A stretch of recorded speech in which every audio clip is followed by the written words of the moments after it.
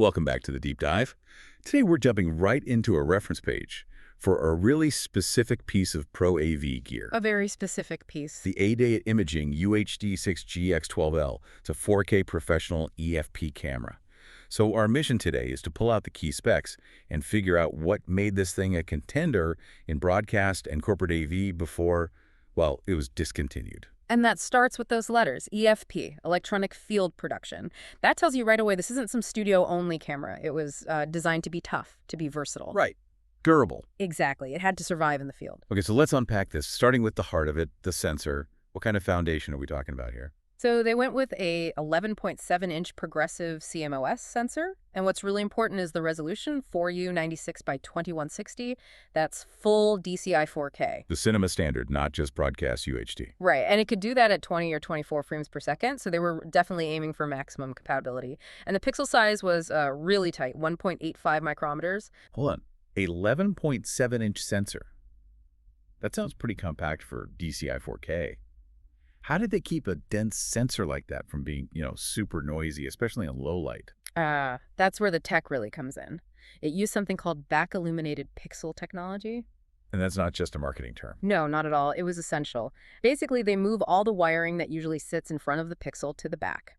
It lets way more light in, which boosts sensitivity and cuts down noise. It's how they could claim that wide dynamic range. Okay, that makes sense.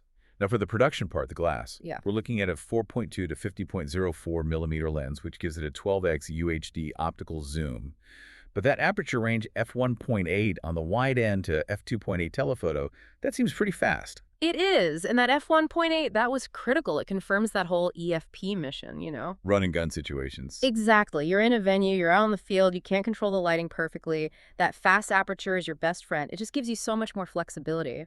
So we've got a great image coming off the sensor and through the lens. How do you get that signal out of the camera and into a switcher or a recorder in a pro environment? It needed robust I/O, which it had. You got dual simultaneous outputs. There's your standard HDMI 1.4, sure. But the really important one was the 6G SDI port. And the 6G SDI, that's the key. Oh, absolutely. A single BNC cable for 4K. That was a huge deal for installers compared to older systems that needed like 4 separate cables.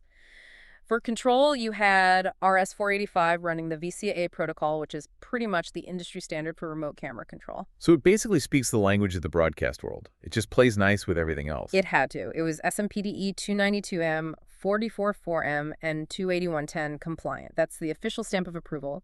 It tells an engineer, this will work with our routers or switchers, no questions asked. Okay, let's bring this into today's world, November 2025. You're looking for a replacement for this thing. The source page is clear. It's discontinued. Yeah. What's the one financial catch you have to know about? There's a big one. Since October 9th of this year, 2025, AIDA added a 15% tariff on all their products. A non-negotiable tariff. Yep. And it's a hidden cost. So if you're just looking at old price lists to budget for a replacement, you're going to be wrong. You have to add that 15% right on top. So connecting all these dots, this camera is kind of a perfect snapshot of what professional grade meant just a few years ago.